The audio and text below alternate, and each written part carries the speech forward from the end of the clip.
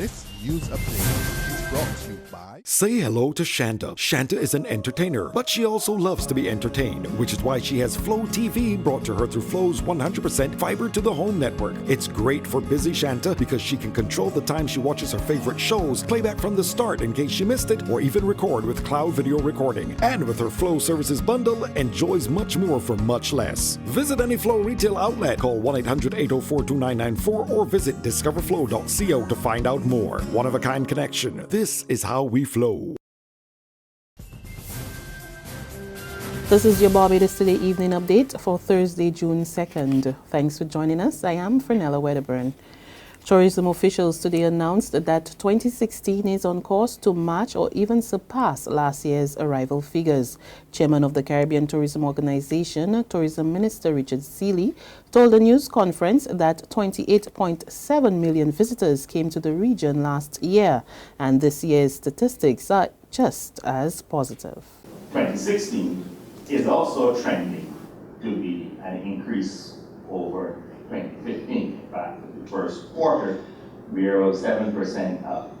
So it means that if we continue on this course, we were just under 30 million in 2015. We will be just over 30 million for 2016, which would be a record. The first time we ever had so many visitors coming to the region. So that news is very good.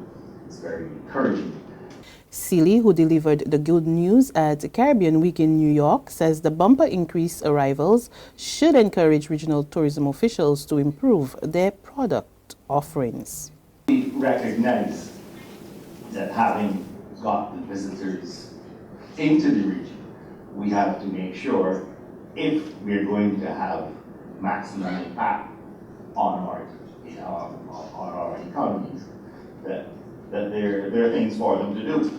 And that is where I can almost return to the very place where I started. And the Caribbean Tourism Organization continues to work feverishly with our members, particularly those that might be in the more developmental stages of bringing on the tourism industry, to see ways and means that they can improve their product offering, ways and means that they can diversify, for example, source markets to make the industry more robust. The controversial music video Blues, performed by Ramesses Brown and Lady Essence, has not escaped the attention of Culture Minister Stephen Lashley. In fact, he is agreeing with public sentiment that the video is cause for concern.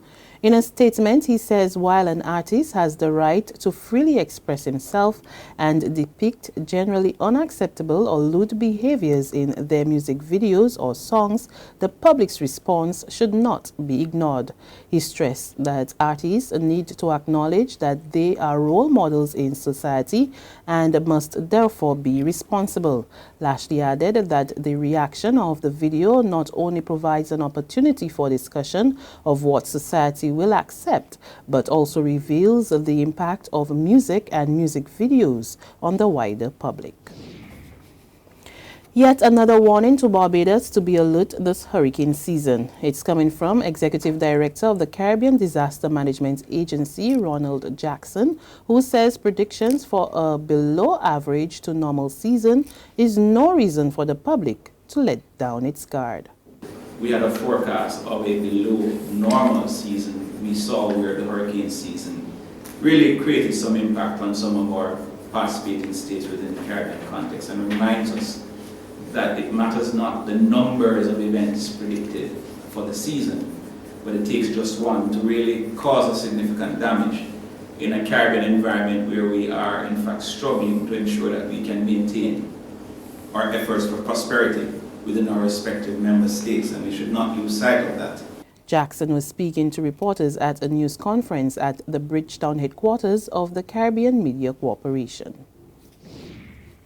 Barbados is hosting its first ever Green Knowledge Fair. The two-day fair, now underway at the Lloyd Erskine Sandiford Center, is being organized by the Global Environmental Facility Small Grants Program that supports activities to combat climate change and other initiatives to protect the environment. Acting UNDP resident representative to Barbados and the OECS, Shisa McCalmy told this morning's opening the program has invested some $5.2 million in cash to 49 different projects across the island. She's pleased with the work of local civil society groups and challenged partners to continue efforts to spearhead sustainable development. We must connect the dot between climate change, water security, energy shortages, global health, food security, and women's empowerment. Solutions to one problem must be solutions for all. There's regional and international news after this short break.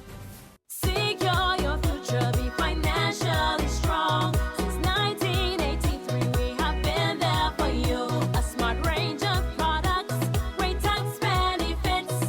We're the solution to your hopes and your dreams. The Barbados Workers Union Cooperative Credit Union. The Barbados Workers Union Cooperative Credit Union. Humble beginnings to smart loans, smart savings. Save smart and borrow smarter. That's the move for me. Stability, prosperity. We're the solution to your hopes and your dreams. The Barbados Workers Union Cooperative Credit Union. The Barbados Workers Union Cooperative Credit Union. On the regional scene, Vincentians will no longer be swearing allegiance to the Queen when taking oaths of office. Parliament has passed an amendment bill which abandons the practice.